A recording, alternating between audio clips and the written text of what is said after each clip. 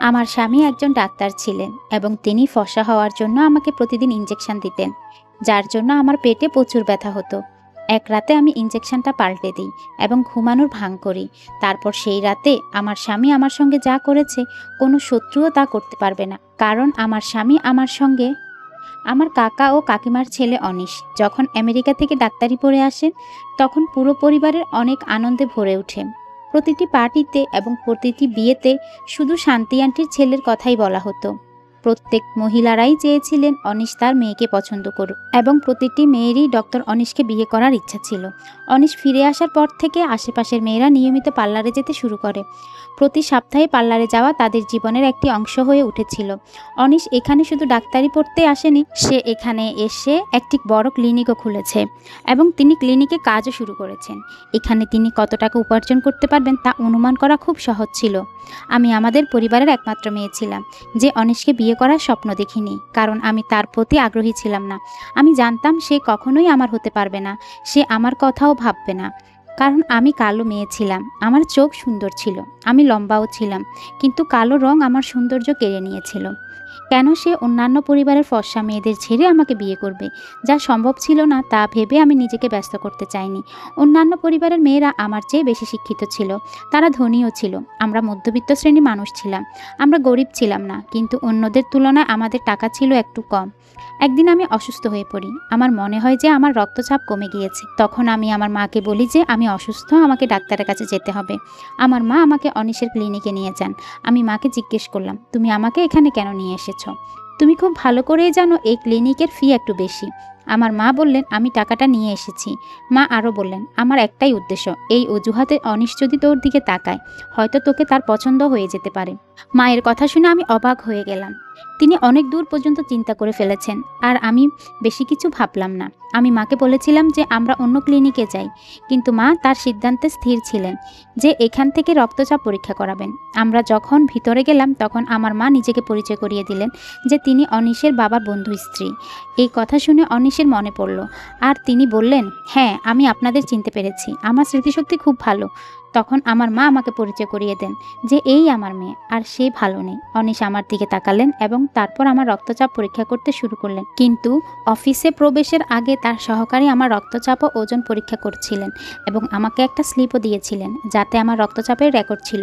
কিন্তু আমি ভাবছিলাম কেন অনিশ আবার আমার রক্তচাপ পরীক্ষা করা শুরু করেছে। তিনি আমার চোখের দিকে তাকালেন এবং আমাদের দুজনেরই একে অপরের চোখে চোখ পড়ে যায়। তিনি আমাকে বলছিলেন যে আপনার রক্তচাপ কম, তাই তিনি আমাকে ওষুধ দিয়েছেন। আর আমার মায়ের সাথে একটু কথাও বললেন। তারপর সেখান থেকে আমরা ফিরে আসি।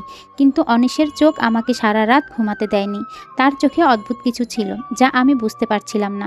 কিন্তু দুদিন পর যখন অনিশ সম্পর্ক নিয়ে আমার কাছে আসে, আমি হতবাক হয়ে যাই। আমি বিস্মিত এবং খুশি হই। তিনি আমার দিকে তাকান এবং আমাকে পছন্দও করেন, এমনকি বিয়ের কথাও বলছিলেন। আমার মা আমাকে বলছিলেন যে তিনি বিদেশে ঘুরে এসেছেন, এখানকার লোকদের মতো তিনি সৌন্দর্যের পূজারী না। অনিশ বললে, আসলে আপনি খুব সুন্দরী, কেবল রং শ্যামলা, কালো নয়। আমি ভাবলাম তিনি একজন স্মার্ট মানুষ, তিনি নিশ্চয়ই আমার মধ্যে বিশেষ কিছু লক্ষ্য করেছেন, তাই তিনি হয়তো এমন বলেছেন। অনিশের সাথে আমার বিয়ে ঠিক হয়ে গেল। ছেলেদের বাড়িতে এই খবরটি দ্রুত ছড়িয়ে পড়ে এবং অনিশ নিজের জন্য কী ধরনের মেয়েকে বেছে নিয়েছেন তা নিয়ে সর্বত্র আলোচনা হতে থাকে, যে তিনি কেন এত শিক্ষিত মেয়েদের বাদ দিয়ে একটি সাধারণ ও কম শিক্ষিত মেয়েকে পছন্দ করেছেন। পুরো পরিবারের কেউই এটা পছন্দ করেননি, সবাই খুব খারাপ মেজাজে ছিল, কিন্তু আমাদের বাড়িতে আনন্দের ঢেউ ছিল। অনিশের সঙ্গে আমার বিয়ে ঠিক হয়ে গিয়েছিল। আমার পরিবারও খুব খুশি ছিল এবং আমিও খুব খুশি ছিলাম, কারণ অনিশ আমাকে মেসেজ করেছিল যে সে প্রথম দেখাতেই আমার প্রেমে পড়ে যায়। সে আমার চোখ খুব পছন্দ করে, সে আমার মতো একটি মেয়েকেই খুঁজছিল।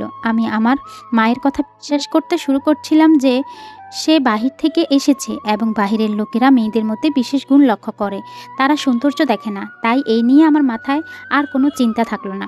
যখন বিয়ের প্রস্তুতি শুরু হয় তখন অনিশের মা স্পষ্ট জানিয়ে দেন যে তিনি আমাদের কাছ থেকে কিছু চান না। উপরওয়ালা অনিশকে অনেক কিছুই দিয়েছেন, তাই অনিশ নিজেই সব কিছু করবেন। এমনকি আমার বিয়ের পোশাকও অনিশ পাঠিয়েছিল। সেগুলো ছিল একাধিক ডিজাইনার পোশাক। আমার বিয়ের পোশাক লক্ষ লক্ষ টাকায় তৈরি করা হয়েছিল। এবং গয়নার নামে বেশ কয়েক ভরি সোনাও দেয়া হয়েছিল। স্বজনদের মনের ভিতর আগুন জ্বলছিল। সবাই মনে করছিল বোধহয় অনিশের বুদ্ধি হারিয়ে গেছে, যে সে কিছু না ভেবে আমাকে বিয়ের জন্য বেছে নিয়েছে। আমার মাও আত্মীয়দের মনে আগুন লাগানোর জন্য সব প্রচেষ্টাই করেছেন এবং বিয়ের আগের রাতেই সমস্ত জামা কাপড় সংগ্রহ করেছিলেন এবং সমস্ত পোশাক আত্মীয়দের দেখিয়েছিলেন। এমন কিছু আত্মীয় স্বজন তো মাকে বলেছে, তুমি কি এই ছেলেকে জাদু করেছ যে কিছুই দেখতে পায় না? অনিশের সঙ্গে আমার সম্পর্ক কেউ মেনে নিতে পারছিল না। আর এভাবে আমাদের বিয়ের দিনও চলে এলো। আমি অনিশের সাথে 7 পাকে বাঁধা পড়লাম। আমাদের বিয়ে হয়ে গেল। তারপর আমি অনিশের সঙ্গে কনের বসার জন্য যে মঞ্চ সাজানো হয়েছিল সেখানে বসলাম। হঠাৎ অনিশের কাকার মেয়ে মঞ্চে এসে এমন কথা বলল যে আমার চোখ থেকে জল পড়তে শুরু করলো। সে আমাকে নিয়ে ঠাট্টা করছিল এবং সেই সঙ্গে তিনি অনিশকে বলছিলেন যে তোমার পছন্দের কি হয়েছে? তুমি এত ক্লাসি ছিলে, হঠাৎ তোমার পছন্দ এত খারাপ হয়ে গেল কিভাবে? অনিশ তাকে কয়েকটি কথা বলল এবং সে মঞ্চ থেকে নেমে গেল। কিন্তু আমার দিনটা নষ্ট হয়ে গেল। আমি মাথা নিচু করে বসেছিলাম ও লজ্জায় মাটির দিকে তাকিয়েছিলাম। ভাবছিলাম এত কিছুর পরও আমি কিভাবে অনিশের সামনে গিয়ে দাঁড়াবো।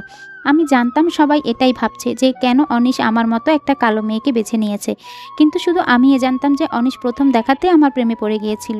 বিদায়ের সময় হয়ে গিয়েছিল। বিদায়ের পর আমি অনিশের বড় বাড়িতে চলে গিয়েছিলাম। আমি প্রথমবারের মতো তার বাড়িটি দেখে অবাক হয়ে গিয়েছিলাম। অনিশের বাড়িটা চমৎকার প্রাসাদ ছিল। বাড়ি দেখে মনে হচ্ছিল যেন সে কোটি কোটি টাকা উপার্জন করে। আমি মনে মনে ভাবতে শুরু করলাম যে ডাক্তাররা হয়তো খুব ধনী হয়, তারা গরিবের রক্ত কেড়ে নেয় এবং নিজেদের রাজপ্রাসাদ তৈরি করে। কিন্তু এই রাজপ্রাসাদটি কিভাবে তৈরি হয়েছিল তা আমি অনেক পরে জানতে পেরেছি। আমার শাশুড়ি মানে অনিশের মা আমাকে অনিশের ঘরে নিয়ে গিয়ে বসিয়ে দিলেন। কিন্তু অনিশের কাকার মেয়ের কথাগুলো তখনও আমার কানে বেজে যাচ্ছিল এবং আমার ভেতরে আগুন জ্বলছিল। রুমে এসি ঠান্ডা ভাব থাকা সত্ত্বেও আমি আমার মাথায় ব্যথা অনুভব করছিলাম আর প্রচুর ঘামাচ্ছিলাম। উপরওয়ালা আমার ভাগ্যে এত উজ্জ্বলভাবে লিখেছিলেন যে অনিশ আমার জীবনসঙ্গী হয়ে গিয়েছিল। কিন্তু আমার মুখের কালো রং এই আনন্দটাকে কমিয়ে দিয়েছিল। কিছুক্ষণ পর অনিশ ঘরে এসে আমার মুখ দেখে বুঝতে পারে যে আমার ভেতরে কি চলছে। কি ব্যাপার রোশনি, তুমি কি এখনও খুশবুর কথা ভাবছো? আমি যখন অনিশের দিকে তাকালাম তখন সে বলল, ভালোবাসা এমনই, এই কাছের মানুষ কিছু না বললেও সব বুঝতে পারা যায়। অনিশের কথা প্রেমে পূর্ণ ছিল এবং আমি আমার সৌভাগ্যে খুশি ছিলাম। সে বলে, চিন্তা করবে না, আমি শীঘ্রই তোমার জীবনে এই সমস্যার সমাধান করব। কেউ তোমাকে রং সম্পর্কে কিছু বলবে না। আজকাল এতগুলি চিকিৎসা রয়েছে যে কয়েকটি ইঞ্জেকশন দিয়ে তোমার রং ফর্সা হয়ে যাবে। আমি তোমার কালো রং ভালোবাসি, কিন্তু আমি তোমার চোখের জল দেখতে পাচ্ছি না। সুতরাং আমি সিদ্ধান্ত নিয়েছি যে গায়ের রং ফর্সা করেই ছাড়বো তোমার ইঞ্জেকশনের মাধ্যমে। তোমাকে যেন অন্যরা কোনো কিছু বলতে না পারে, তোমাকে অন্যান্য মেয়েদের মতো ফর্সা দেখাবে। আমি অনিশের দিকে তাকালাম, বললাম, এটা কি সম্ভব যে আমার রংটাও ফর্সা হবে এবং অন্যান্য মেয়েদের মতো সাদা হয়ে যাব? অনিশ হেসে বলল, এই যুগটা অন্যরকম, এখানে সব কিছুই সম্ভব। যার টাকা আছে সে সব কিছু অর্জন করতে পারে। এমনকি কত লোকেরা অস্ত্রোপচারের মাধ্যমে তাদের শারীরিক গঠন অবধি পাল্টে দেয়। তোমাকে তো শুধু সাদা রং করতে হবে। অনিশ আমাকে প্রতিশ্রুতি দিয়েছে যে পরের দিন থেকে সে আমার চিকিৎসা শুরু করবে। আমি আমার চিন্তার চেয়ে বেশি আনন্দ পেয়েছিলাম যে আমাকে আমার স্বামীর চোখে নিচু রাখতে চেয়েছিল, আমি এখন তার কাছ থেকে প্রতিশোধ নিতে পারবো। অনিশ আমাকে খুব ভালোভাবেই গ্রহণ করেছিল। আমি তাকে আমার সাথে পেয়ে খুব খুশি হয়েছিলাম। অনিশের সাথে দেখা করে আমার মনে হয়নি যে তিনি আমেরিকা থেকে এসেছেন। তার মুখে কোনো অহংকার ছিল না, তার কথায় আমেরিকান কোনো বৈশিষ্ট্য ছিল না। তিনি একজন সাধারণ মানুষ ছিলেন যিনি আমার প্রেমে পুরোপুরি পাগল হয়ে গিয়েছিল। বিয়ের পরের দিন অনিশ আমাকে বলেছিলেন যে তিনি তার একজন ডাক্তারের সাথে কথা বলেছেন এবং আমাকে প্রতি রাতে একটি ফর্সা হওয়ার ইঞ্জেকশন দেওয়া হবে এবং আমি 1 সপ্তাহের মধ্যে তার পার্থক্য দেখতে পাবো। আমি আয়নার সামনে দাঁড়িয়ে প্রস্তুতি নিচ্ছিলাম। অনিশের কথা শুনে আমি আমার কালো রঙের দিকে এক নজর তাকালাম এবং আমার মুখে হাসি এলো এই ভেবে যে আগামী দিনগুলিতে আমি চাঁদের মতো উজ্জ্বল হতে শুরু করব। অনিশ আস্তে আস্তে আমার কাছে এসে আমাকে তার কোলে জড়িয়ে নিলেন। আমাকে প্রতিশ্রুতি দিতে বলেছিলেন যেন আমি এই চিকিৎসা সম্পর্কে কাউকে কিছু না বলি, কারণ তিনি চান না মানুষ এই ধরনের বাজে কথা বলে আমার হৃদয়ে আঘাত করুক। আমি প্রতিশ্রুতি দিয়েছিলাম যে আমি চিকিৎসার বিষয়ে কাউকে কিছুই বলবো না এবং অনিশ সেই রাতে আমাকে প্রথম ইঞ্জেকশনটা দিয়েছিলেন। ইঞ্জেকশন দেওয়ার কিছুক্ষণ পর আমি ঘুমিয়ে পড়েছিলাম এবং সকালে যখন চোখ খুললাম তখন আমার পেটে প্রচণ্ড ব্যথা হচ্ছিল। আমি বুঝতে পারছিলাম না কেন এই ব্যথা হচ্ছে। এই ব্যথা আমাকে অনেক বিচলিত করেছিল। এই ব্যাপারে আমি যখন অনিশকে বললাম, সে বলতে শুরু করলো যে সব কিছুরই একটা পার্শ্ব প্রতিক্রিয়া আছে, হয়তো ইঞ্জেকশনের কারণে এটাই হচ্ছে, ইঞ্জেকশনের জন্যই ব্যথা হচ্ছে। এটা 1 সপ্তাহের ব্যাপার, ব্যথা সহ্য করতে বলেছে। অনিশ আমাকে বলল, তোমার জন্যই এইসব করছি, যাতে তোমাকে গোপনে চোখের জল ফেলতে যাতে না হয়। তুমি একবার ভাবো যে যখন তোমার সন্তান হবে তখন যদি এর থেকেও আরও বেশি কথা বলে তখন তোমার কাছে কেমন লাগবে, তখন তুমি কি করবে? অনিশের কথা শুনে আমি চুপ করে গেলাম। অনিশ তো ঠিকই বলেছে যে সারা বিশ্বের মানুষের মতো আমাদের সন্তানরাও যদি আমার রং নিয়ে ঠাট্টা করে তাহলে আমি কি করব?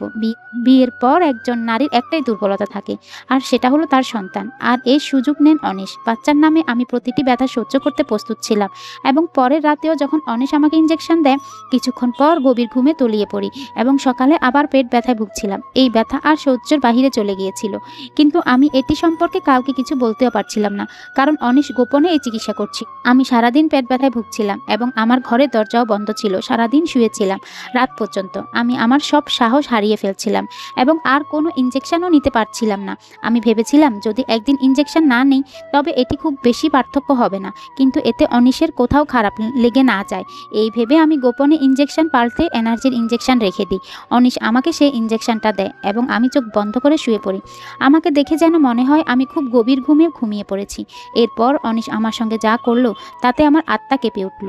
এটা যেন কেউ কোনো শত্রুর সঙ্গে এমনটা করতে না পারে। আর আমি তো অনিশের স্ত্রী ছিলাম। আমি উঠে বসলাম এবং আমাকে জেগে থাকতে দেখে অনিশ অবাক হয়ে গেল। আমায় জিজ্ঞেস করলেন, তুমি এখনো ঘুমাওনি? আমি রেগে গিয়ে অনিশকে জিজ্ঞেস করলাম, এইসব কি এবং তুমি আমার সাথে কি করছো? প্রথমে অনিশ আমাকে উল্টো পাল্টা উত্তর দিতে থাকে, কিন্তু যখন সে বুঝতে পারলো যে আমি এত সহজে চুপ করে বসে থাকবো না তখন সে আমাকে সত্যটা বলল। অনিশের পুরো সত্যটা শুনে আমি হতবাক হয়ে গেলাম। আর আমি এখন বুঝতে পারলাম কেন অনিশ আমার মতো কালো ও মধ্যবিত্ত মেয়েকে পছন্দ করেছে। অন্যান্য পরিবারের ফর্সা ও শিক্ষিত মেয়েদের ছেড়ে তিনি ভাবছিলেন যে আমি খুব সহজে তার ফাঁদে পড়ে যাব এবং তিনি আমাকে খুব স্বাচ্ছন্দ্যে নিয়ন্ত্রণ করতে পারবেন। কিন্তু আমি তাদের মধ্যে ছিলাম না যারা এত সহজে চুপ করে থাকবে। আমি তৎক্ষণাৎ চিৎকার করে পুরো বাড়িটা মাথায় তুললাম। বাড়িতে ফোন দিলাম। অনিশের অনেক চেষ্টা সত্ত্বেও আমি চুপ থাকিনি, বরং অনিশের কুৎসিত চেহারা সবার সামনে নিয়ে এসেছি। অনিশের সাথে আমার শাশুড়িও তার অপরাধে সমান অপরাধী, তাই আমার বাবা মা আসার সাথে সাথে তারা কথা বলা বন্ধ করে দেয়। আমার মা বিশ্বাস করতে পারছিলেন না যে অনিশের মতো সহজ মানুষ আমাকে এত বড় ধোঁকা দিতে পারে। বিয়ের তৃতীয় দিন মায়ের সঙ্গে আমি বাড়ি ফিরলাম। আত্মীয়রা তো কথা বলার জন্য একটি নতুন বিষয় খুঁজে পেয়েছিলেন। সবাই আমাদের ক্ষতস্থানে লবণ ছিটিয়ে দিতে আসছিল।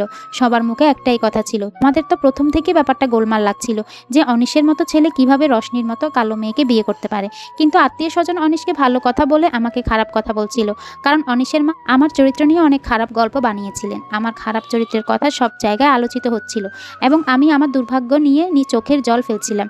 আমি দুর্বল হতে চাইনি, কিন্তু মানুষের কথা আমাকে খুব দুর্বল করে তুলছিল। অনিশের প্রেমময় কথাগুলো আমার কানে কাচের মতো বাজছিল। অনিশ ও তার মায়ের নোংরা কথা আমায় অনেক আঘাত করত এবং আমি আমার ঘরে বন্ধ করে বসে থাকতাম। আমি মানুষের মুখোমুখি হওয়ার সাহস পাচ্ছিলাম না। তখন আমার বন্ধু আমার সাথে দেখা করতে এসেছিল এবং আমাকে উৎসাহিত করছিল যে আমি যেন চুপ করে বসে না থাকি। অনিশ আমার সাথে যা করেছিল তা সম্পূর্ণ অবৈধ ছিল এবং আমার বন্ধু চেয়েছিল যে আমরা যেন অনিশের বিরুদ্ধে আইনি ব্যবস্থা নিই। তার স্বামী একজন আইনজীবী ছিল এবং তারা দুজনেই আমাকে সমর্থন করেছিলেন। আমার বন্ধুর কথা শুনে আমি তৎক্ষণাৎ হ্যাঁ বলেছিলাম যে আমি অবশ্যই অনিশের মতো ব্যক্তির বিরুদ্ধে ব্যবস্থা নেব। কিন্তু মা যখনই আমার উদ্দেশ্য সম্পর্কে জানতে পেরেছিলেন তিনি স্পষ্টভাবে জানান যে আমাদের মতো সম্মানিত ব্যক্তিরা আদালতে যেতে পারে না, আর এজন্যই আমাদের মতো মেয়েরা অনিশের মতো মানুষের জন্য সহজ খেলনার বলে প্রমাণিত হয়। আমি রেগে গিয়ে আমার মাকে 2-4টা কথা শুনিয়ে দিই। যতদিন আমরা অপরাধের বিরুদ্ধে রুখে না দাঁড়াবো ততদিন তারা আমাদের উপর জুলুম চালিয়ে যাবে এবং আমি অবশ্যই অন্যায়কারীদের তাদের করা অন্যায়ের উচিত শিক্ষা দেব। আমি অনিশের বিরুদ্ধে মামলা করব, এটা আমি আমার মাকে স্পষ্ট বলছিলাম। আর আমার বন্ধুর সহায়তা অনিশের বিরুদ্ধে মামলাও দায়ের করি। অনিশ ও তার মা ভাবতেও পারেনি যে আমার মতো একজন সাধারণ মেয়ে এত বড় পদক্ষেপ নেবে, কারণ এটি কোনো সাধারণ ঘটনা ছিল না। সুতরাং খুব শীঘ্রই এটি মিডিয়াতে ছড়িয়ে পড়ে এবং মানুষেরা এই ঘটনার তীব্র প্রতিবাদ জানায়। যে কেউই এই মামলার কথা জানতে পেরেছিল তারা সবাই অনিশের উপর থুতু ফেলতে শুরু করে এবং অনিশ কারোর সামনেই দাঁড়ানোর যোগ্য ছিল না। আমি আদালতে দাঁড়িয়ে সাহসের সঙ্গে অনিশের কুৎসিত চেহারা সবার সামনে তুলে ধরলাম। অনিশ আমাকে একটা উদ্দেশ্যে বিয়ে করেছিল, সেটা হলো শিশু। অনিশ আমেরিকা এক মডেলকে বিয়ে করেছিলেন এবং তিনি তাকে ভালোবাসতেন, কিন্তু মডেল তার ফিটনেস নষ্ট করতে চাননি। অনিশ একটি সন্তান চেয়েছিলেন, আর এই উদ্দেশ্যই অনিশ আমেরিকা থেকে দেশে এসেছেন। তাই তিনি ইচ্ছাকৃতভাবে আমার মতো দরিদ্র এবং কালো মেয়েকে বিয়ে করেছেন। তিনি ভেবেছিলেন তিনি আমাকে যে সুখ দিয়েছেন তা দেখে আমি পাগল হয়ে যাব। তার প্রেমময় কথাগুলো আমাকে পুরোপুরি তার ফাঁদে আটকে রাখবে এবং কখনো তার সত্য খুঁজে বের করার চেষ্টা করব না। কিন্তু যেই রাতে আমি ইঞ্জেকশনটা পাল্টে ঘুমানোর ভান করলাম সেই রাতে সত্যটা আমার কাছে বেরিয়ে এলো। তিনি আসলে আমাকে বাচ্চার জন্য ব্যবহার করতে চেয়েছিলেন। তিনি তার প্রথম স্ত্রীর কাছ থেকে একটি সন্তান চেয়েছিলেন। তিনি নিজের এবং তার স্ত্রীর সন্তানকে আমার শরীরে তৈরি করতে চেয়েছিলেন, যাতে শিশুটি আমার কাছ থেকে জন্মগ্রহণ করে এবং যখন সেই সন্তানের জন্ম হবে তখন তারা উভয়ই তাকে আমেরিকায় ফিরিয়ে নিয়ে চলে যাবে। আর এইভাবে তার স্ত্রীর মডেলিংয়ের কোনো প্রভাব পড়বে না বা তাকে অন্য কারো সন্তানও দত্তক নিতে হবে না। যেদিন আমি আমার মায়ের সাথে অনিশের ক্লিনিকে গিয়েছিলাম আমার রক্তচাপ পরীক্ষা করার জন্য, সেই দিনই তার মাথায় এলো যে আমি একমাত্র মেয়ে যে তার সন্তানকে নিজের শরীরে লালন পালন করতে পারি। ওই জন্যই তিনি বারবার আমার রক্তচাপ পরীক্ষা করতেন এবং আমার খাবারের যত্ন নিতেন। আমাদের দেশে সারোগেসির পদ্ধতি সম্পূর্ণ অবৈধ। তারপরেও আমার স্বামী কিভাবে আমার অনুমতি ছাড়া আমার শরীর ব্যবহার করতে পারে? তিনি প্রতি রাতে পশা হওয়ার ইঞ্জেকশনের নামে আমাকে অজ্ঞান করতেন এবং তারপরে চেক আপ করতেন। যেই রাতে আমি ইঞ্জেকশন পাল্টে দিয়েছি সেই রাতে সে আইভিএফের মাধ্যমে তার শিশুকে আমার শরীরে ইমপ্লান্ট করতে যাচ্ছিল। তার আমেরিকান স্ত্রী তার শরীর নষ্ট করতে চায়নি। তারা দুজনে মিলে একসাথে আমার পুরো জীবন ধ্বংস করতে চেয়েছিলেন। একবার তারা আমার কাছ থেকে এই সন্তান পেলে অনিশ আমাকে তালাক দিয়ে আমেরিকায় ফিরে যেত এবং সে আর কখনোই ফিরে আসতো না। আর আমি সারা জীবন এভাবেই ভুগতাম। আমার বন্ধুর স্বামী, যিনি একজন আইনজীবী ছিলেন, তিনি কিছু প্রমাণ সংগ্রহ করেছিলেন এবং অনিশ ও তার স্ত্রীকে দোষী সাব্যস্ত করেছিলেন। তারা দুজনই প্রতারণামূলকভাবে আমাকে ব্যবহার করেছিলেন। যদি আমি সেই রাতে ইঞ্জেকশনটি পরিবর্তন না করতাম তবে তাদের বাচ্চা আমি নিজের রক্ত মনে করে 9 মাস ধরে নিজের পেটে লালন পালন করতাম এবং তারপরে তারা উভয় তাদের সন্তানের সাথে ফিরে যেতেন। তাদের দুজনেরই সাজা দেওয়া হয়েছিল এবং আমি অনিশকে ডিভোর্স দিয়েছিলাম। এখন আমি একা, কিন্তু আমি নিশ্চিত ছিলাম যে উপরওয়ালা আমার জন্য ভালো কিছু রেখেছেন। পরিবারের সবাই অনিশের সত্যটা জানার পর আন্টিকে অনেক খারাপ কথা বলেছিলেন, যিনি তার ছেলেকে সমর্থন করে আমার জীবন নষ্ট করার চেষ্টা করেছিলেন।